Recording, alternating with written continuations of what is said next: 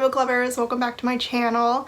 June is almost over, so what better time to do my wrap up for May than right now. So this wrap up is coming pretty late. 30 books, half of them were audios, half of them were ebooks and paperbacks. So the first two books that I read in May were actually two books that were part of this one video in which I read romance author pen names. So the first one is Sweet Mercy by Nina West, who is also known as K.A. Tucker. This book is the first book in the Dirty Empire series. This one is like a slightly dark mafia romance. Like if you're not into dark romances, this book is totally fine for you. The hero Gabriel is the son of a crime boss who is actually in jail. So Gabriel goes to visit him in prison, and that's where he sees our heroine Mercy. Mercy's father is also in the same prison, so now Mercy is just trying to find a way to lessen her father's sentence, and Gabriel, who is pretty much in lust at first sight with her, offers to help her, but only if she goes and stays at his house with him for 1 week. So this premise actually sounded really good, but the execution itself I wouldn't say worked out 100% for me. I gave this book 3.5 stars. Like, it's a promising start to the series and I would continue on as soon as the third book releases, but I'm not really in love with either of our main characters. I do like that Mercy does give Gabriel a really hard time when it comes to him trying to get her into his bed. He's a huge womanizer, a big player, though he doesn't really do any of that during the book while he's with Mercy. The main downside of this book when it came to my expectations was that there just wasn't enough of the mafia. You would think that him being the crime lord's son, one of his sons, that he'd be more involved, but he actually doesn't want to be involved. If you're going into this expecting mafia, it's barely there. And the next book that I read is a steampunk romance, which I never really expected to ever get into again, but I read it because it's by Mel Jean Brooke, who is also known as Milla Vane, who released this fantasy romance a couple months ago that I loved. Riveted is book 3 in the Iron Sea series. I read the first 2 books, loved book 1, did not like book 2, and unfortunately I also did not like this third book. I gave it 2 stars. I listened to the audio and I just, for the life of me, could not get into the story. It's all about this heroine who is descended from Icelanders, all of whom have pretty much left the island after this volcanic eruption. So Annika is trying to find her sister, her missing sister. The hero David is trying to find Iceland, and he thinks that the best way to find it is with Annika. The romance was lacking for me. I just did not feel a connection or any chemistry between these two. I wish I could have liked it more, especially since I loved book 1, which is called The Iron Duke, but sadly it just didn't work for me. But the author, she ended up watching my video. I did not tag her, but she watched my video where I talked about her book, and she recommended that I try the 4th book, which is called The Kraken King. She said that a lot of people who loved the first book also love this 4th book, so maybe I will give the 4th book a try. Next up is the first in a couple novellas, smutty novellas, that I read in May. This one is Still Love You by Ella Good. Ella Good has been kind of hit or miss for me recently, but I still end up reading her books. I gave this one 3 stars. It wasn't amazing or anything, but it wasn't bad either. It's a married couple kind of romance. The main characters are very much in love, happily married, but they're keeping the same secret from each other. It was cute, it was sweet, it's pretty much what I usually expect from Ella Good. It's a novella in the Marriage of Convenience series, so if you like romances where the couple is married or already married, you'll probably enjoy these ones. Next up, I read an MC romance, motorcycle club romance, and that is Losing It All by Katie Wilde. It's been a while since I last read an MC romance from Katie Wilde. I used to read all of them, but she hasn't released any new ones in a little bit. But this one finally came out. It is book 11 in the Hellfire Rider series, although it's probably the maybe 6th couple in the series. A lot of the earlier books are more like novellas, like 3 novellas for 1 couple. So the series isn't truly like 11 full-length books, but this one is a full-length book, and this is Stone and Cherry's book. It gets pretty dark and gruesome, not gonna lie. There's some pretty nasty stuff that happens in the book, but as an MC romance, I loved it. I gave it 5 stars. It was so good. I usually always love Katie Wilde. Her writing is great. great. Her romances are amazing. This one reads totally fine as a standalone too. I pretty much totally forgot what happened early on in the series. The heroine is Cherry, which is not her real name. You find out what it is later on. But she is pretty much this nurse in an underground cage fighting ring. She's forced to work there. Stone, the hero, ends up being a part of this underground cage because Cherry was forced to be bait and lure him to be kidnapped. So he's not happy with her, but he also realizes that she's probably been forced to do all of that. The romance is so intense and so hot, even though it does take a while to pick up. Stone is a part of the Hellfire Riders, who are pretty much a good MC. He and Cherry form a connection, although it's really reluctant. During their time in this cage, I would say almost half of the book is taking place in this underground cage and the other half is outside of it. And once they're outside of it, this is when Stone gets his pound of flesh from Cherry. And since it's Katie Wilde, it is very, very steamy. I just love this one. It kept me reading. I could not put it down. Stone is very much an alpha biker who is very, very devoted to his woman. It was just a lot of fun. There was a ton of action, lots of fighting scenes, so it just hit all the right buttons for me. Loved it. Next, I read The Swedish Prince by Karina Halle, which is the first book in her Nordic Royal series. I actually have read book 3. I did not read the series in order, mainly because book 3 was the only one that really interested me at the time, but I'm finally catching up on the series, finished book 1, and it was okay. It was definitely not as good as The Nordic King. I gave it 3 stars. Average rating. Victor is the crown prince of Sweden and he's in Maggie's small town but under a different name, so when she meets him she has no idea who he is, and yet they do start up a romance. It was fairly predictable but still pretty sweet. I really enjoyed Maggie's character. She's a very strong heroine. She pretty much had to go back home after the death of her parents and take care of her 5 younger siblings. I still liked it while I read it, but it's not that memorable or exciting. I normally do enjoy royal romances. I mean, I really like the 3rd book in the series, which is with the nanny romance, but this one was just very okay. This next book is another 3-star read. There wasn't a lot of really big hits, really good hits in May, and this one is Tinsel by Devney Perry. This is the 4th and last book in the Lark Cove series, so I'm now all caught up. It's not the best of the series, but it also wasn't my least favorite. Sophia, the heroine, was kind of the spoiled sister from book 1. She's the sister of the hero from book 1, and their family is very, very wealthy, so she's been spoiled her whole life, and now that she's been dealt with a bad hand, she kind of runs away to Montana where her brother lives and takes up a new job at a bar. One of her co-workers is Dakota, our hero, who is not really happy to have Sophia working along with him because he sees her like everyone else in the world does, as a spoiled brat, but she does prove him different. She proves her family different, that she definitely has what it takes, that she can grow up and learn. The romance did move a little bit too slow for me at times because they're both from 2 completely different worlds. Sophia from Manhattan, Dakota from the small Montana town, so they both have to find a way to meet in the middle and figure out where it works for both of them. It's a sweet small town romance. You get to see all of the previous characters, but sadly this was not my favorite. I think my favorite is still gotta be the 1st book in the series, which is Tattered. I ended up reading another royal romance, this time from Jodi Ellen Malpas.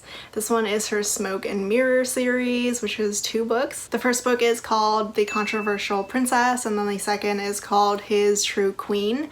I like the first one more than the second one. I gave the first book 4 stars and the second one 3 stars. I just wasn't all that interested in the main couple as much in the second book, but I'm so glad I read the series even though they're so long. The audiobooks were, the first one was about 14 hours and the second one was almost 17 hours, so it took a while for me to get through through. I really like the idea of a princess heroine who is not your typical princess who does what she's told. She does her thing and won't let anyone, much less her father, the king, tell her what to do. She ends up falling for a very famous Hollywood actor.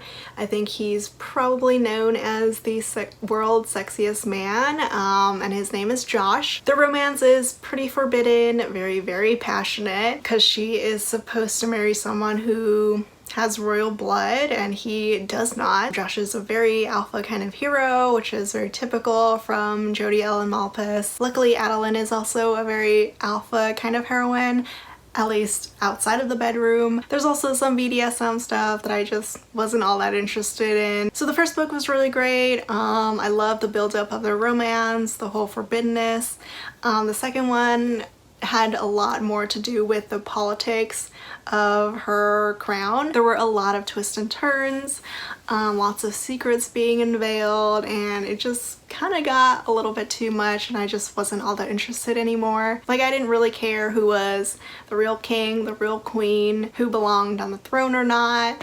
I just wanted to get back into the romance, so that's why I rated the second book lower than the first book. Next, I read One Baby Daddy by Megan Quinn, which is the third book in the Dating by Number series, the third and last book, but sadly it was my least favorite of the series. I really enjoyed the first two books, but this third one I just wasn't all that into. I gave it 3 stars. It's a sports romance. The hero is a hockey player, and it's also an accidental pregnancy romance. I just never connected with either of the main characters.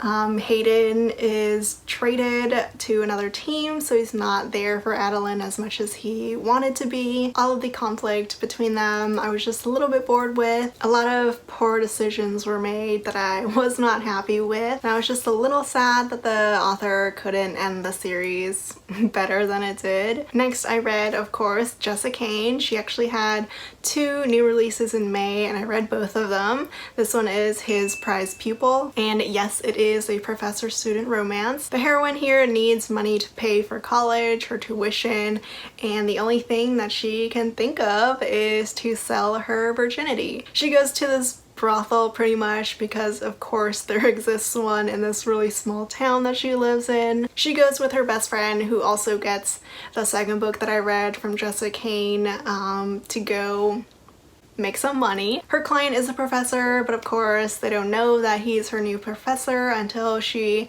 goes into her very first class with him. There's your classic over-the-top possessive hero in The Professor because it's Jessica Kane, and I ended up really liking this one. I give it 4 stars. I didn't like the second one as much. His Little Secret, which is the second book and about the best friend, I gave 3 stars. It's actually a step-uncle romance. This heroine has been in love with her step-uncle since he first entered her life, and so she sets out to seduce him when she figures out that he's about to go to a brothel.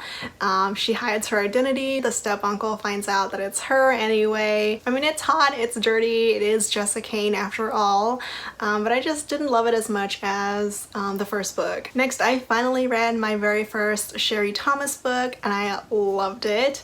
It's Beguiling the Beauty, which is the first book in her Fitzhugh trilogy, which is all about these 3 Fitzhugh siblings. It's like a secret identity kind of historical romance. I'm giving this one 4.5 stars. It could have almost been 5 and perfect, except for the ending, which was a bit too abrupt for me. But other than that, I loved it. I loved her main characters, the tension, the chemistry was so good between them, and the angst was amazing. This one is about Venetia, who is the oldest sister, I believe. Venetia, our heroine, wants revenge against our Duke hero because of some awful things that he mentioned about her behind her back. She's one of the most beautiful women in England, and he pretty much says that she's nothing more than her pretty face, that she uses her beauty to manipulate men. Some pretty awful stuff, so her wanting revenge against him is not that unfounded. She decides to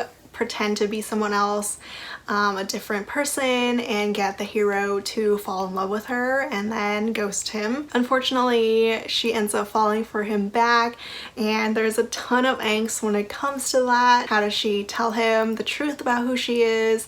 Will he still love her, especially if he finds out about her little revenge? And then he has to reconcile with the things that he said and falling for the woman that he said such awful things about, and how to earn her forgiveness for all of that. It was just so intense. I loved it. Sherry Thomas's writing is amazing. I listened to the audio and it was fantastic. I just could not stop listening. This book has pretty much made me a big fan of Sherry Thomas now, and I'm making my way through her backlist. Next, I read Daring and the Duke by Sarah McLean, the third and last book in her Bare Knuckle Bastard series. The series has not really been a favorite of mine, which is a little disappointing because I love her books. Her Rules of Scoundrel series got me into Regency romances and pretty much into all of these historical romances over the past 5-6 years, maybe even longer. But yeah, this last book was pretty average for me, like 3 stars, which is the same rating that I gave the first 2 books. I was really hoping that would be another Day of the Duchess, which is one of my favorite books from Sarah McLean, and it was one of the best groveling romances that I've ever read. I wrecked it in my groveling romances video if you want to check that out. Sadly, the groveling didn't quite live up to my expectations. This hero's way of groveling to make up for hurting so many people, hurting his family, his brothers, and Grace, our heroine. He also ended up killing people too in the first 2 books. Not on purpose, but still people died because of him. But his way of groveling was to be a nice person, and I felt like that just wasn't enough. Like, being a nice person should be the long-term goal, and there should probably be some bigger, like, short-term goals to make up for the amount of hurt that he caused. I do really love the way that Sarah McLean has made this couple so anticipated. We got teasers about Grace and Ewan in the first 2 books, and each time they showed up or were mentioned, I was so hooked on them. I just could not wait to read their story. I just wish there was more groveling or different kinds of groveling. I really liked Grace's character, though I do wish that we got more of her being this underground queen that she is. It's never really mentioned past the first maybe 30%. If we gotten to see her more in action, I would have loved it more. Still, I can't be too surprised about my rating. The series has not quite lived up to like her previous series for me. Her Rules of Scoundrel series, her Scandal and Scoundrel series was really great too. Next, I read a sci-fi romance, an alien romance. I don't read enough of these, especially since I just don't read Ice Planet Barbarians anymore, although I do love Ruby Dixon's other fantasy romance series. This alien romance is called His Human Nanny. It is the first book in the Monsters Love Curvy Girls series by Michelle Mills, and I mainly read this one because of the cover and the series name. We get a curvy heroine and we get to see her on the cover. I think this was actually recommended to me from Desiree, who is on BookTube. I'll link her down below. But yeah, she was the one who texted me about it, and I just dove right into it. I really like this one. I give it 4 stars. It's an alien nanny romance, single father hero, and it was just so freaking cute. The heroine she is almost done, almost out of her contract until our hero, our demon looking hero, requests her to help out with his newborn twins. This hero is not your blue-skinned alien. He literally looks like a demon, like Satan. She faints the first time that she ever sees him because he looks that scary, but he is actually such a sweetheart. So wonderful with his new kids, new infants, and he's a total softie when it comes to his new nanny, and I'm very glad that it's part of a new series. I'm so excited about the second book. It's called His Human Surrogate, and it's got a curvy Asian heroine, which you just don't see enough. So this is yet another August release that I'm very looking looking forward to. Next, I listened to my very first Alexis Hall book, How to Bang a Billionaire, which is the first book in the Ardent St. Ives series. It was a 3-star book. I'm not, 100% in love with the story or these characters. It was okay, a lot of okay reads in May, unfortunately. It's an MM romance with this really cute, nerdy, dorky, very awkward hero, our narrator Arden, who falls in love with this very rich billionaire. Caspian, the billionaire, is very cold and forbidding. He does not express his emotions as well as Arden does. There's also some BDSM, which is not really my favorite thing to read, but it wasn't too overwhelming or anything, so that part was fine. I really did like the contrast between these two characters. They're very, very different. After finishing this one though, it is the first in a trilogy. I'm still not really sold on Caspian. He just didn't open up as much as he needed to, but who knows, probably in the next 2 books he will be better, but I'm not in any kind of hurry to get to those 2 books. I have heard really, really great things about Alexis Hall's books. For Real is highly, highly recommended and rated, and there's also an upcoming book called Boyfriend Material that sounds really cute. Next, I read Sure Shot by Serena Bowen, and this is one of her new Brooklyn books. Hockey romance books, and this one was okay. Another okay book. I gave it 3.5 stars. Sadly, her more recent hockey stuff have kind of been forgettable for me. Like, they're fun and enjoyable when I read them, but then as soon as I finish, I just cannot remember what they're about anymore. Sure Shot has a second chance romance. We have characters who had a fling a couple years ago when they were first starting their careers, but it just wasn't a good idea to actually be together for their careers since she was a new agent and he was a new starting hockey player. But they reunite years later, except that Bess wants a serious relationship and Tank does not, after having just been divorced. Their characters were alright. I did like that Tank was a grumpy hero, but sadly that wasn't really enough to make me completely love him. What was really nice was seeing the rest of the Brooklyn gang. We see a lot of Nate and Becca, who are one of my favorite couples from Serena Bowen. There's just a lot of great banter between all of these Brooklyn guys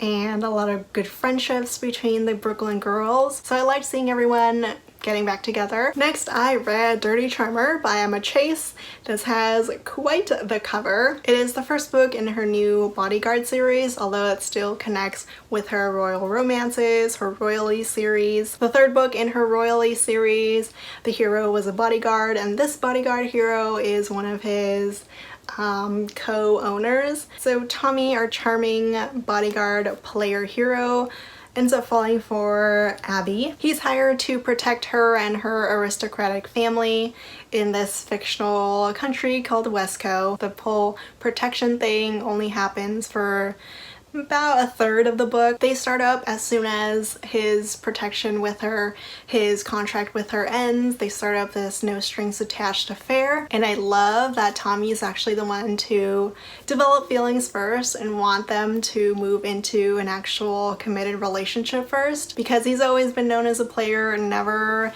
ever settling down. But now that he's found, the woman that is meant for him, he wants everything with her. Abby is awesome. She's a surgeon in training. So she's dealing with a lot of work, but I really enjoyed their romance. I gave it 4 stars. It is so sweet and adorable, but still very sexy. I always love Emma Chase. She writes such hilarious rom-coms, and this one did not disappoint. Next, I listened to the Full Tilt Duet by Emma Scott. This was my first time reading this author, and wow, I can see why people say she's quite the intense and tear-jerker kind of romance author. I really liked Full Tilt and All In. I gave both of them 4 stars. I'll talk about them as a whole because there's a lot of spoilers, especially for the 2nd book. I would highly recommend you not read the blurb for the 2nd book until you read and finish the 1st book. Casey, our heroine, is a famous guitarist, or she's an up-and-coming one, and she's kind of going down the path of destruction as her fame rises. So she's a bit of a mess, and she ends up falling for a guy who does not need more mess in his life. I won't say much more than that, but I will say that it was quite heartbreaking. I mean, I did expect it, but I didn't end up crying until book 2, which is surprising because the first book was definitely more depressing. There's this confrontation towards the end that just broke my heart. I will say though, I totally called it about who the hero would be in the second book, so I feel very proud of myself for that. The series was quite intense. I really liked Emma Scott's writing. We'll probably read more of her books now because I really enjoyed this one. And then I read Black Tangled Heart by Samantha Young. This is the third book in her Play On series. This romance was really interesting because it starts off with the main characters as young teens and then goes all the way through them as adults. Jane and Jamie met as new neighbors when they were really young. They start to fall in love as they grow up when they're high schoolers and older teens. But this is a second chance romance, so this really terrible tragedy breaks them apart. And now Jamie is no longer the sweet, wonderful boy that he was. He is very hardened during their time apart, and now he wants revenge against Jane. This book is pretty intense. I did not expect it to get as intense as it did. The whole revenge plot was a little crazy, though it did get solved a bit too conveniently. This almost could have been a 5-star read. I give it 4 stars, but like the whole ending was wrapped up too easily, and Jamie and Jane also got back together a bit too easily. Still, I loved the chemistry between them. Their romance as adults is very passionate, very different from their sweet young love as teens. I was so hooked onto their story. I just needed to know what would happen next. I loved it, even though it wasn't perfect. Next up, I read The Virgin and the Rogue by Sophie Jordan. I read this one as one of my newer videos where I read new and old school historical romances, and this one, of course, is one of the new releases, part of her Rogue File series, but this is the only one that I read in the series so far. But I enjoyed this one so much. I give it 4 stars. I just really liked these characters. They were wonderful. I loved the contrast between them. She's a shy wallflower.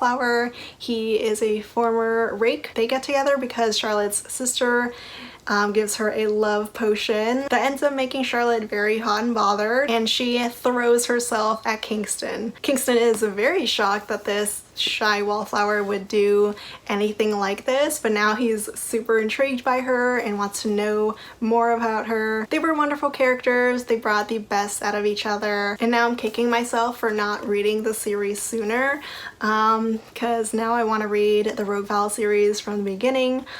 Charlotte's sister got her book in the 5th book. This book is the 6th, and then Charlotte's younger sister, the one who gave her the love potion, is getting her book next, and I'm so excited. And then I read A Secret for a Secret by Helena Hunting. This one I listened to an audio because it's on KU. It's the 3rd book in the All In series, her new hockey romance series, which is a spin-off of the Puck series. This one was so sweet. I give it 4 stars. Not my favorite of the series. That one is still book 1, but it is my second favorite. This one is another hero who is also called Kingston, but everyone calls him King. He is an absolute sweetheart of a hero, very much a nice guy, whereas the heroine is more of a party girl. They end up with a one-night stand, and then it turns out that Queenie is actually the daughter of his general manager. So romance between them is very forbidden, but despite all this forbiddenness, it's still a very feel-good kind of romance, mainly because the hero King is he's just got a heart of gold. He's such a nice guy, so sweet, and treats Queenie like she deserves. Next, I read Where the Lost Wander by Amy Harmon. This one was another KU audiobook, and I gave it 3 stars. Unfortunately, I've been loving her historical fiction novels. I gave them like 4.5 stars, but this one wasn't quite as good as those two. She had a World War II one and an Irish version of Outlander. This one is The Oregon Trail, and sadly I just did not love it as much as her previous 2. Oregon Trail is apparently just very boring to me. I love Amy Harmon's writing, but even she could not make me get into this Oregon Trail story. I just got bored of all the talk of them moving west in a wagon. It was interesting that the hero was half Native American, half white, but I just didn't love his character or the heroine's character enough to just get immersed in the story. And it also got pretty depressing, more than I expected, because everyone just kept dying. There's just a lot of loss. The ending is a very bittersweet feeling, but I'm definitely in the minority for this one. I thought it was just okay, gave it 3 stars. Next, I listened to Voyeur by Fiona Cole. This one is the first book in her Voyeur series, which I read out of order. My first book was book 4, Another, which is an accidental pregnancy romance. I really like that one, so I figured I should probably start from the beginning, and I like this one, maybe not as much as Another, but it was still pretty good. It's a college romance, professor-student romance, so forbidden love, and there's a pretty interesting twist because the heroine works at this sex club where she performs for voyeurs, one of which is the professor. I was very curious about how the author would navigate all of this and not make it feel awkward or too weird. I think she handled it okay, I mean as best as you can with a professor who is a student's voyeur. My rating for this is probably 3.5 stars, but it's still really steamy and I like the forbiddenness. I'm definitely going to be continuing with this series. I probably should read in order, but the one that I'm really interested in is the book after Another. That one is called Liar and it's got an age gap. The heroine falls for her uncle's friend, and it kind of had a little lead up towards the end of Another. I'm not sure why I haven't already read it yet, but that one's the one that I'm very interested in. Next, I read Queen Move by Kennedy Ryan. This one is one of my new favorites of the year. I loved it, gave it 5 stars. I mean, I love Kennedy Ryan. Her writing is brilliant. I love how she weaves politics and social issues within her romances just beautifully. Queen Move is a standalone, but it is also a spin-off of the All the King's Men duet, which was one of my favorites of last year. This one was also our June book club pick for Ravished by Romance. We just had our live chat with Kennedy Ryan yesterday, so if you missed the live, I'll leave a link down below. It was so much fun talking with her. Highly recommend you go check it out because she's such an articulate and intelligent speaker. Her mind is just, I'm in awe of her. So Queen Move is a childhood friends to lovers, kind of sort of a second chance romance as well. We have a half black, half Jewish hero and a black heroine. They reunite like 2 decades later after they first met as infants and fell in love or started to fall in love as young teens. They reunite and Ezra is now a single father. Kimba is dealing with menopause even though she's not old enough for that. There's just so much going on, but it is so powerfully written.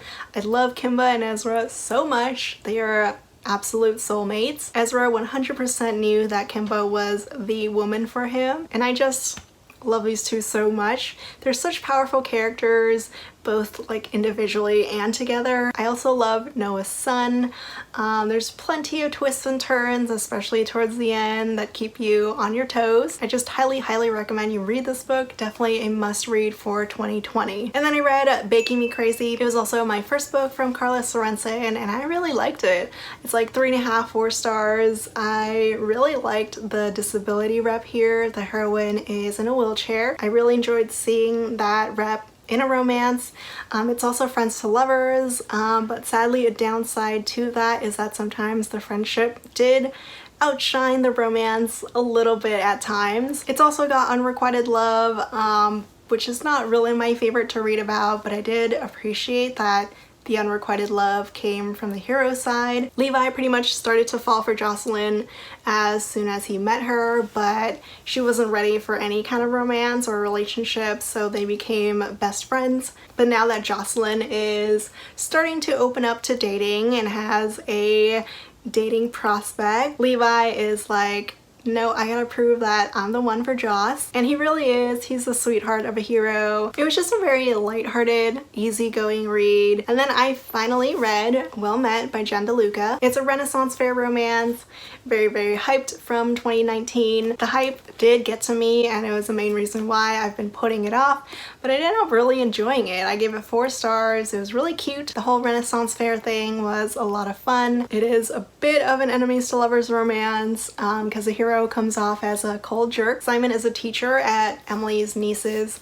school, and every year they set up this Renaissance fair during the summer, and Emily is roped into volunteering. It was just sweet and fun. I enjoyed her main characters. I especially loved all the wooing towards the end from Simon. I wouldn't say that it blew me away, but it's definitely perfect if you want something lighthearted, sometimes funny, very charming, and it was really great for a debut. Another new favorite book this year is The Secret by Julie Garwood.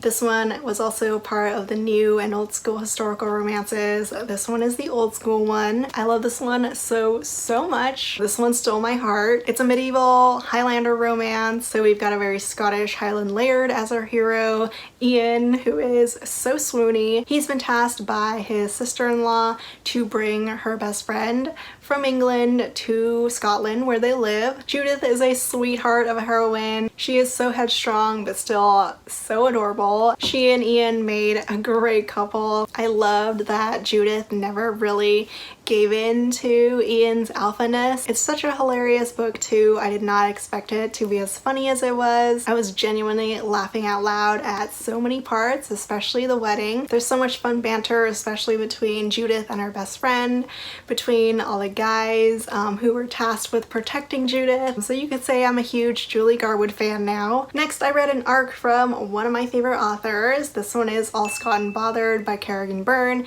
and it's also another new favorite this year. I loved it. I gave it 5 stars. It was so good. Grumpy hero, sunshine heroine, some age gap, and also a really cute kid. This is the second book in the Devil You Know series. The first book was How to Love a Duke in 10 Days, which I really enjoyed, but I love this one just a little bit more. This one is Cecilia's story. She is a curvy heroine, which I love to see, and she ends up falling for a chief justice named Ramsey. There is quite a lot going on with her inheriting this gaming hell slash brothel, him as Lord Chief Justice, investigating this inherited establishment, her having a second identity, and them falling in love through all of this. It was just so wonderful, fantastic, like grumpy hero, sunshine heroine kind of romance. Ramsey is the biggest grump, except when it comes to the heroine and her new ward. He's such a mushy sweetheart when it comes to them. It's great to see. There's also plenty of intrigue and action, which if you love Kerrigan Byrne, if you read her, you're probably used to. And the last book that I read in May is also another new favorite. I guess the month started off not so great, but then ended off very strong. So this one is American Dreamer by Adriana Herrera. This is the first book in her Dreamer series. It was my first book from her and I loved it. I listened to the audiobook and it was so good. I gave it 5 stars. It's an MM romance. We have Afro-Latinx characters. One of our heroes is a chef.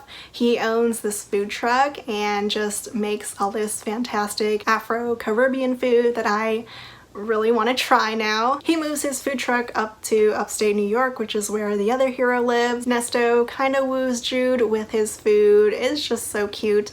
Jude is always going by his food truck, not just for the food, but also for Nesto. The romance is sexy, it's sweet, it's so flirty. The characters also deal with racism and homophobia, which I thought the author wrote and handled so well. Adriana Herrera is just a fantastic writer. I ended up binge reading the next 2 books back to back in June. They were just fantastic. I'm a huge fan of this series and this author now, and I just can't wait to read more from her. So that is my wrap up for May finally. If you read any of these books, any of these authors, please let me know. As always, links are in the description for all of the books that I mentioned. Book haul for May is also coming up really soon. Hopefully I'll do my June wrap up and haul in a good time. Thank you so much for watching and I'll see you all next time.